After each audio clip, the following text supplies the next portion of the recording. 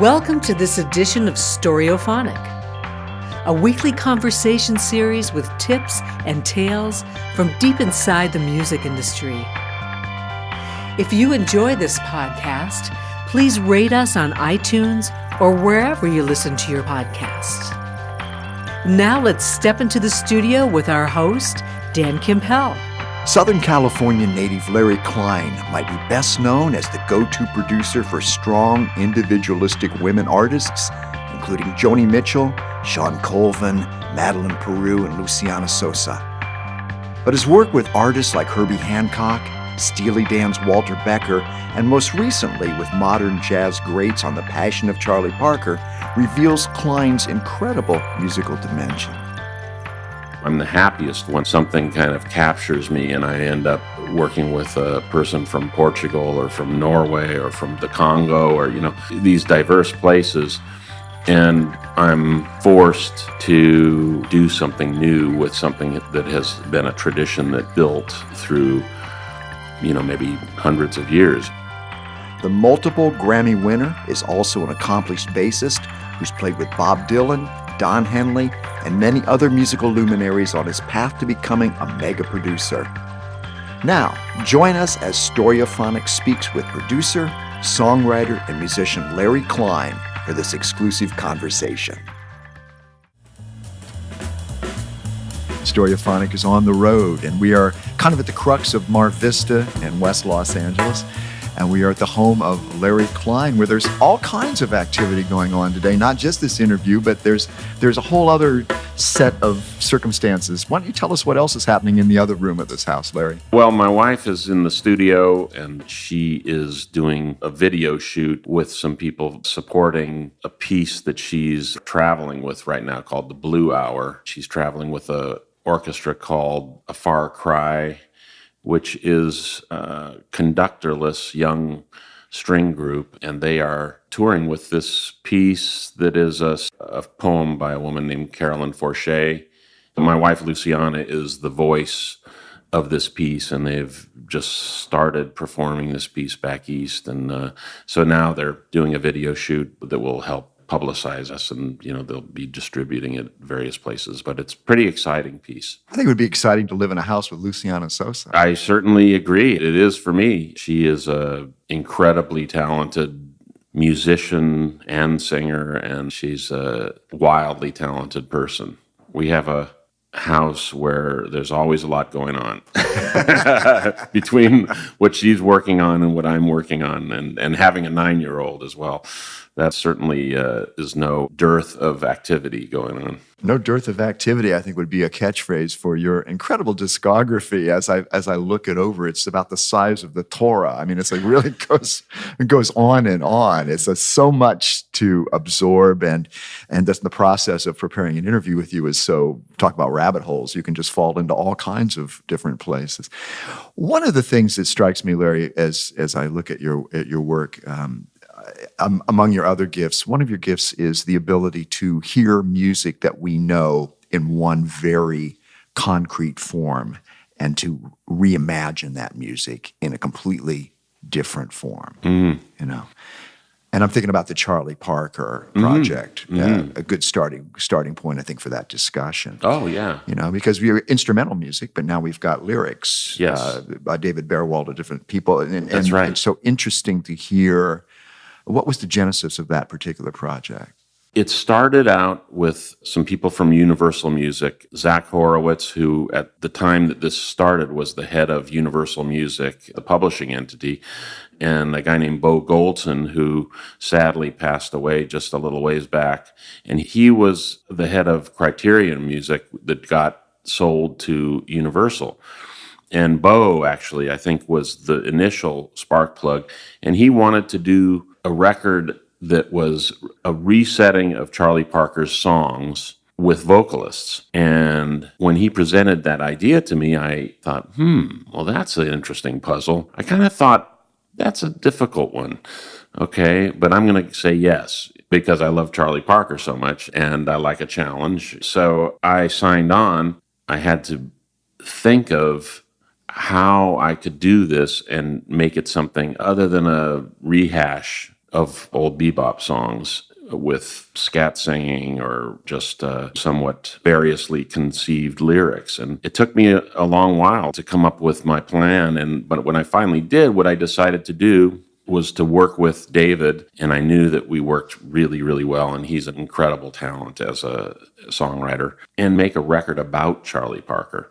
Not specifically a biographical record, but about him as a archetype of this kind of talent that is just burning too brightly, and absolutely, completely and constantly compelled to find new areas to explore, and in this spirit of artistic restlessness. So I started working on this thing and coming up with an arc of his life and thinking about how to approach the music and everything. And we started working away on making the 10 songs on a record tent poles of a kind of archetypal journey. And musically, the idea that I came up with was to work with some of the people that I feel are at the forefront in the jazz world, creating music that is not just retrospective in any way. It's forward-looking music, creating jazz that is grounded in the past, but is kind of free from the shackles of tradition and bebop kind of straitjacketing. I assembled this group of guys and started figuring out song-wise how we were going to do it. And David and I took a long while to work on all these songs with him. We finally got everything written, and then I tracked the record with the musicians in Brooklyn, went about getting the guest vocalists who were cast in the roles of various characters from Charlie Parker's life, including Charlie himself. The adult Charlie was played by Jeffrey Wright, who's this amazing actor, and he sings and speaks sort of a cross-section between the two songs that represent him during his adult life, and then Gregory Porter is Charlie during his adolescent years.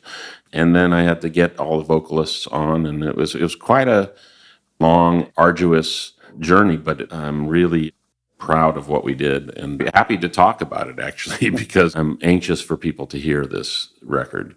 When I can get people to actually listen to it, they love it. Well, I know you came up playing jazz, so obviously that's something which is very much at the root of your musicality, and I think your restless creative spirit seems to make sense. Yeah, and I've been around and played with and worked with a lot of people who fall into that category, who are explorers by nature and just, never satisfied to sit in the same place artistically, I was reading that's one of your criteria for projects that you want to do is you're going to work with an artist, but you want to take an artist who doesn't want to do what they've been known for doing necessarily, but they want to go into a different place. Is that the way that you enunciate that? I'm an omnivore by nature, musically. I grew up listening to so many different types of music. My parents had a great record collection. So I was listening to Sinatra, I was listening to Nat King Cole, Wes Montgomery, all of this fantastic music that was music that my parents loved. And then through my whole youth, I discovered the Beatles, and that was a whole world for me to go down into. I was just consumed by so many different types of music that the way that it formed me as a musician and as a creative person is that I am just curious about music, period, and so I'm the happiest when something kind of captures me and I end up working with a person from Portugal or from Norway or from the Congo or, these diverse places, and I'm forced to dive down and learn about the tradition that this music comes from and figure out a way that I can kind of pull it through a new dye, so to speak, and do something new with something that has been a tradition that built through, maybe hundreds of years. The New York Rhapsody project, uniting Dirty Boulevard by Lou Reed with Somewhere from West Side Story. Was that your concept? That was the first thing that I came up with on that project. And that was another one of these very difficult and complex projects. Sony Masterworks had been working, trying to put this record together for quite some time. So when they came to me asking about if I had an idea of how to do it, the first thing that I thought of was how can we put together two songs that create somewhat of a new type of operetta in a way, but featuring Lang Lang and orchestra. And initially, my idea was that the whole record would feature Lang Lang vocalists, an orchestral sort of fabric above an electronic bottom end, and that I was going to work with some of the most adventurous people working in the electronic area. That ended up kind of scaring them a little bit, the people at the record company. And so I reeled it back just a bit, and it ended up being sort of a blend of electronic elements and organic elements. And the first thing that I came up with was this idea of weaving together Dirty Boulevard and Somewhere into sort of a Romeo and Juliet kind of urban situation with Lang Lang being an illustrative element, sometimes pitted against the orchestra and sometimes weaving inside the orchestra. And then I ended up working on that piece with my friend Billy Childs, who's a tremendous arranger and composer. It took us quite a lot of time and effort to create this thing, and ended up being something that I'm very proud of too, yeah.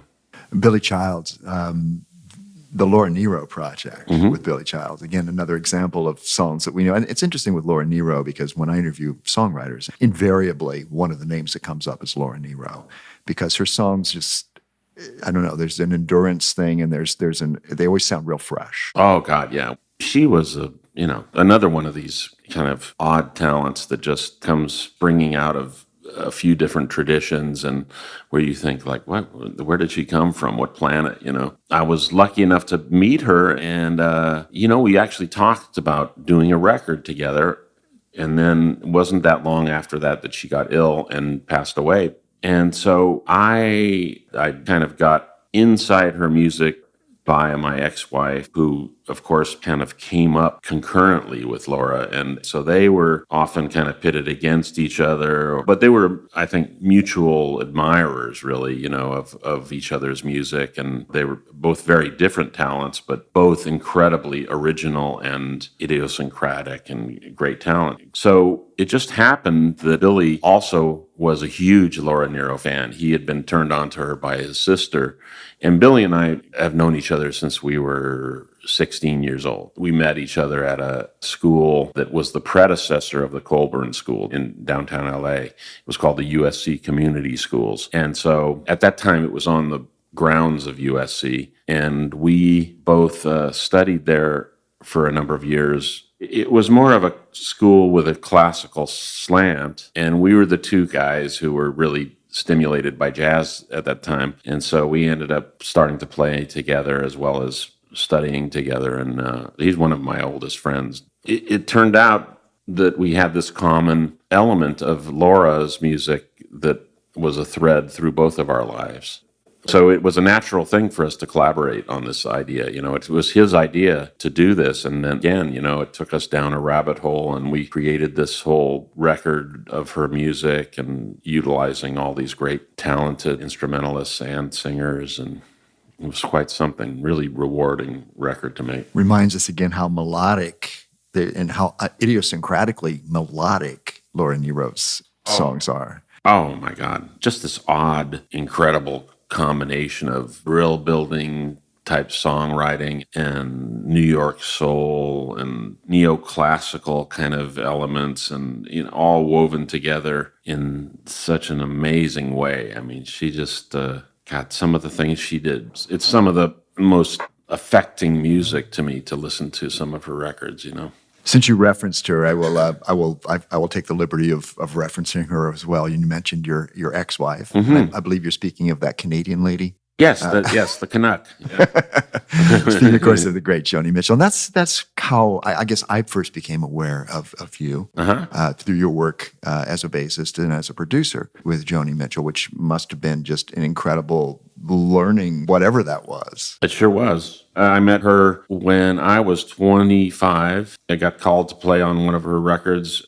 She had written 4 songs at the point where I started working with a rhythm section playing on that record. And over the course of working on those 4 songs, then we got to know each other. And then there were breaks where she needed to go off and write. And so we knew each other. We became really good friends over the course of a year playing and working together. And it just kind of turned into a romantic thing. And we ended, we were together for 10 years as husband and wife. And so and it was amazing. She's one of the most amazing people that I've ever known. And when I think of these people that I've been lucky enough to spend a lot of time with in my life, whether it's Walter Becker or Joan or Leonard, the metaphor that comes to mind is like playing tennis with Jimmy Connors. You wake up every day and you're able to work and live and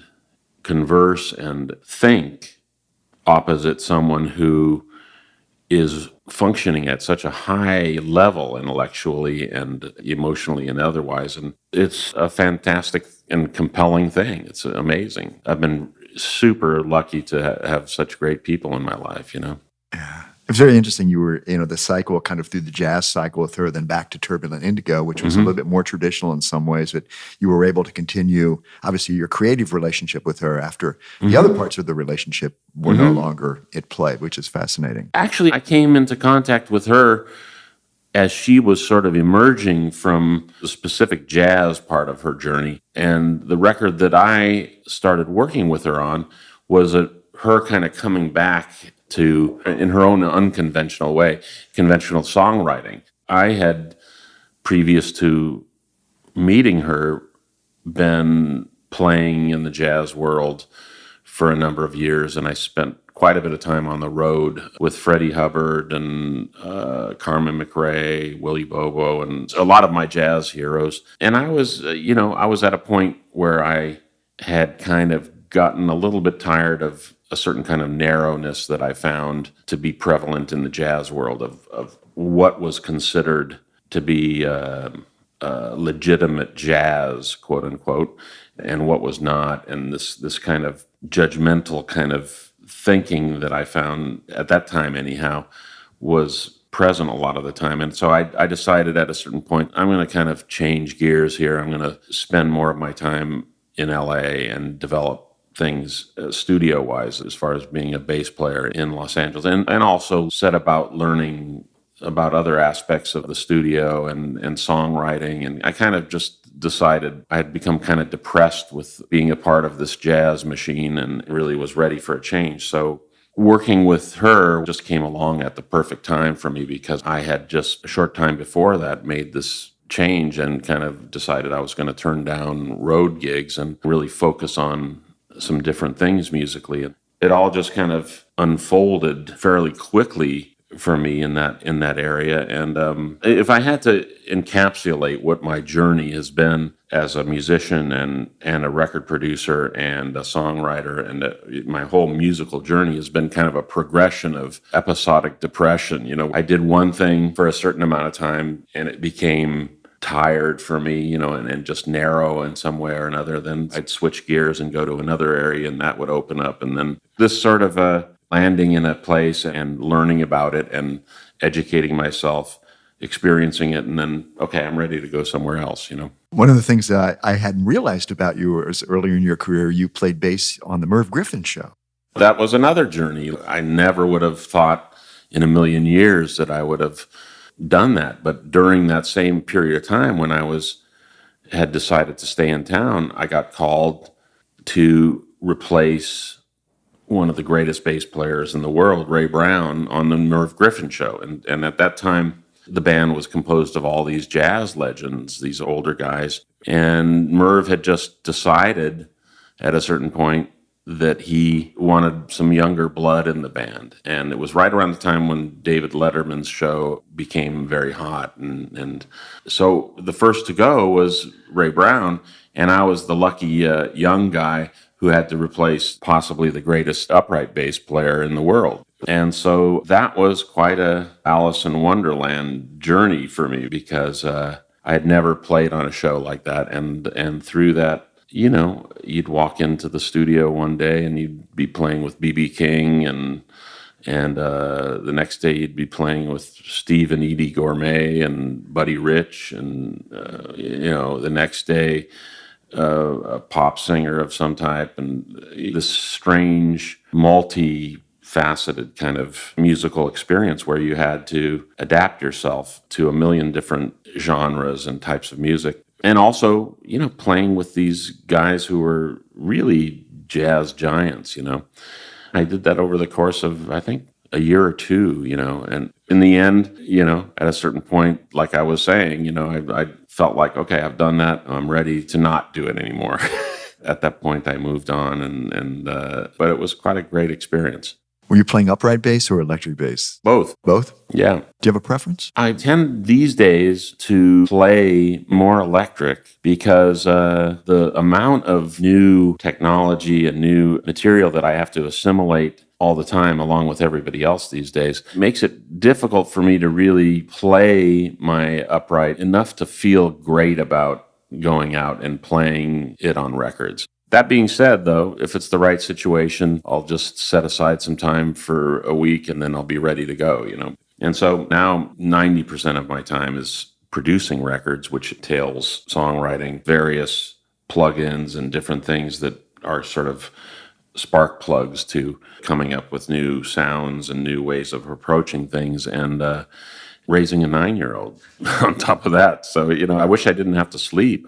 Then I could do it all, Speaking of the recording process, you mentioned plugins. Are there any plugins that you're using right now that you find specifically helpful to the process? Oh God, that's a long list. I discover something new almost every day, like something that I hadn't been aware of. That part of this sort of revolution in music of things going digital is just tremendous, because you sit down with one or another of these things and just start playing around, and things come out, things just start happening. Sometimes it's in conjunction with a keyboard or a guitar or something that's a conventional instrument. And then by playing through something, it sort of creates a whole new playing field. I'm just wild about sound toys stuff. I'm wild about isotopes. My iPad is completely packed with these things. You mentioned Joni earlier, and she of course, had a terrible health crisis when, she had an aneurysm a little ways back. And one of the things that I've been trying to get her onto is messing around with some things on the iPad, because not only is it a new realm, but it's also somewhat therapeutic for her to be doing this. And at least to some degree, I've loaded some things up on her iPad and managed to get her to mess around a little bit. I read that you like to record vocals sitting at the desk sometimes, as opposed to putting somebody in an isolated environment. Yeah, I kind of do it both ways, It depends on the singer as to what makes them the most comfortable and feel as natural as possible,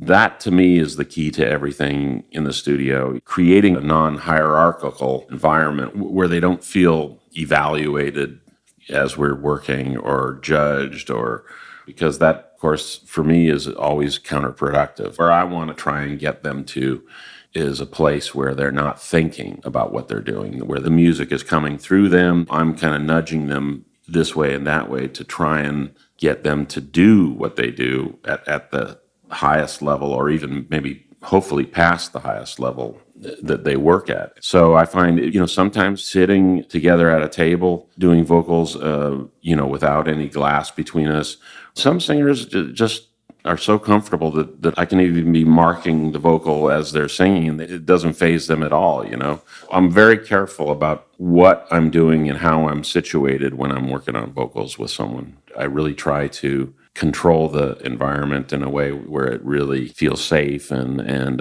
able to try anything, Any specific microphones you prefer for vocal? Yeah, I have two 67s, Neumann 67s, that are just amazing mics, and I've had them for maybe close to 30 years or so, and they're just fantastic vocal mics. I do kind of play around with using two mics at the same time, sometimes a ribbon mic an old RCA 44 and a 67, but I almost always use one of these 67s on vocalists because they just sound amazing on everybody. I've had singers say, God, can I steal this mic from you, please? You came up in the analog world. Now you're very comfortable in the digital world. Is there anything you miss about the analog recording or that process? Oh, yeah, all sorts of things. When it's possible, I'll record to tape and then put it straight over to digital. In fact, with the Charlie Parker project, that's what we did.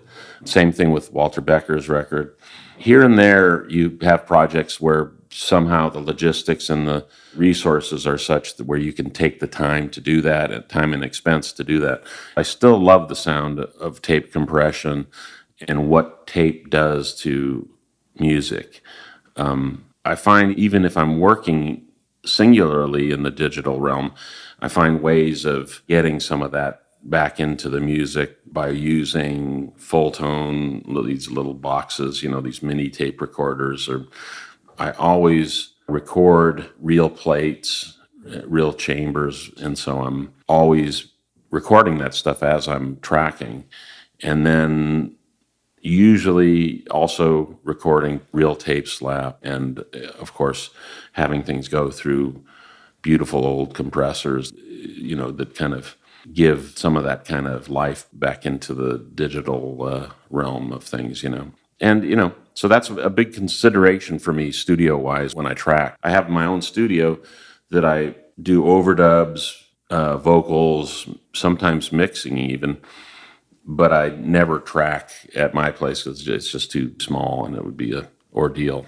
Where do you like to track? Do you have a preference here? Yeah, I have a number of. There's a place in Brooklyn that I just used on the Charlie Parker record called Brooklyn Recording. If there's paradise, it's that studio. I mean, it almost made me want to pull up stakes and move to Brooklyn.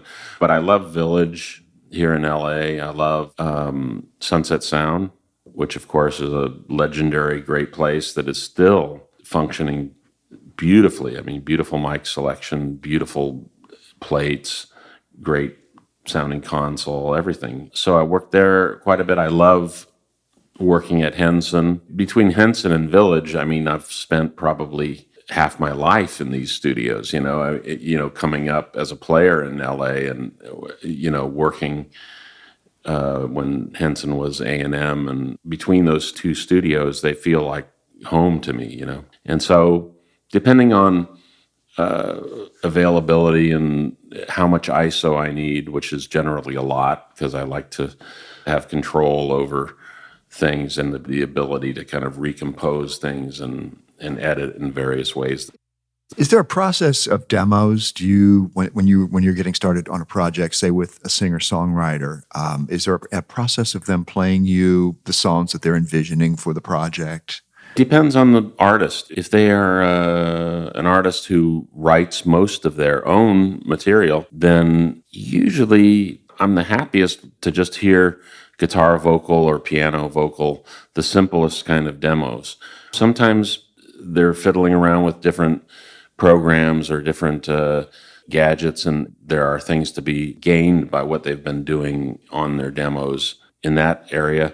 A lot of the time, if the songs that we're doing are pre-existing songs, then it's a process of the artist and I kind of going through together and kind of setting aside songs that we feel are ripe for reinvention.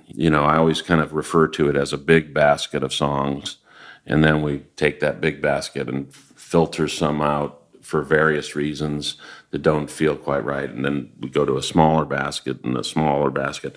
And over the course of doing that, even if it involves some newly written songs too, I find that it's a great way to sort of discern what the central theme and thread of the album is for us, because via selecting songs either from the songs that they've written or pre-existing songs or new songs that I write with the artist or that a group of people that I write with write together, the sort of filtering process somehow exposes the thread that is going to go through the record, thinking of like the J.D. Souther project. The sound is incredible. I mean, most people know him more as a writer, songwriter, than as an artist, but he's an incredible, important artist within the pantheon of the Los Angeles singer-songwriter thing from the 70s and on through, So it's a very cool sounding record. We had meant to work together for ages. I mean, I've known him probably about 40 years or so. And he's someone that I've always had tremendous respect for and admiration for as a writer. And when we got together, he had parts of songs all over the place. I mean, even physically all over the place. So I literally went out to his place, and I think I spent about a week out there just with what he had already just kind of accumulated in fragmented form. And by doing that, again, it was a way of coming in sideways at the issue of what kind of record we were making. Because as we were organizing this material, it sort of suggested, okay, well, let's figure out what is this song. And so that would, of course, open the hatch for JD for talking to me about what his passion was at the moment and what kind of record he wanted to make. And so we had long discussions about this stuff. And then we ended up actually writing some cases where we finished songs together that he was having a hard time finishing. That was just fantastic. He's another one of those people for me, who just is working at a super high level. You get in the room with him and you're already pulled up several notches, and, you feel like you're kind of yanked up to a higher stratum, A big part of our relationship is just we bond over humor and spend a good deal of the time laughing, It's good to hear you work with male artists as well. I mean, the obvious question that I'm not asking you is we tend to think of you with female artists a great deal of the time, whether it's Madeline Peroux or Luciana or Joni Mitchell or Liz Wright or different women that you have obviously done incredible projects with. I mean, you obviously have an affinity for women. I mean, yeah, in some ways, and this is an awfully controversial thing to say, but I find women are smarter than men. That's sort of a somewhat humorous way of saying I feel that women are, to a large degree, less defended about things than men as far as how they write and how they speak and how they think about things. I think men have a lot more insecurity baggage than women, at least the women that I am fortunate enough to meet. Of course, there's different types of people, whether it's women or men, but I've always been like that, When I think back to school, like when I was in grammar school, I liked hanging around with some of the girls because they were just a lot of the time more interesting, the way they thought about things than the boys, My son's the same way. He's he completely has this, whatever that gene is, I said, who do you sit with at lunch, when you're having lunch? And he said, well, I'm starting to sit with some of the girls. I like doing that, And I said, yeah, they're pretty smart, aren't they? And he said, yeah. I think that probably that's one of the reasons why I've worked with a lot of female artists.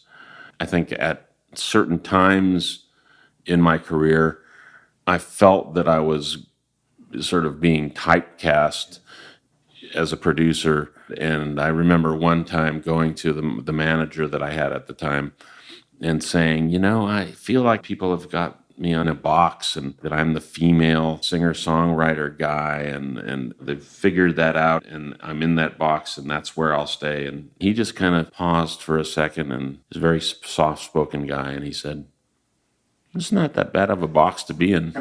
And I said, well, I think you're probably right.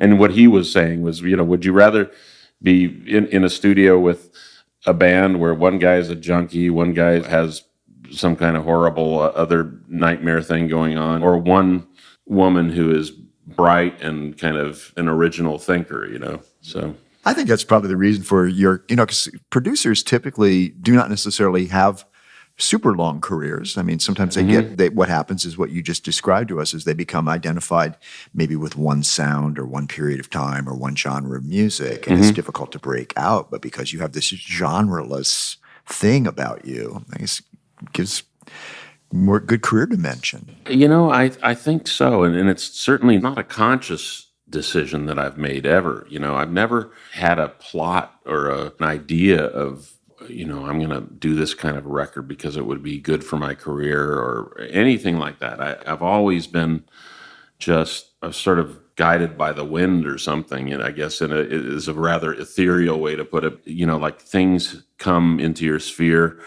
of experience, and then you just kind of think, oh, that's compelling. The one thing that I discerned fairly early was that I didn't function well as a producer when I selected something to do because I thought it was going to be successful. And, there are producers who function exquisitely in that kind of vein, like where their decision process is very pragmatic and purposed. I tried a couple of times to do that, and every time it sort of went awry or something just didn't work for me. At a fairly early juncture in my career as a producer, I discerned, okay, I'm just going to select things that feel interesting and compelling to me. That's when I seem to do the best work, is when I make my decisions based on that and not on the other.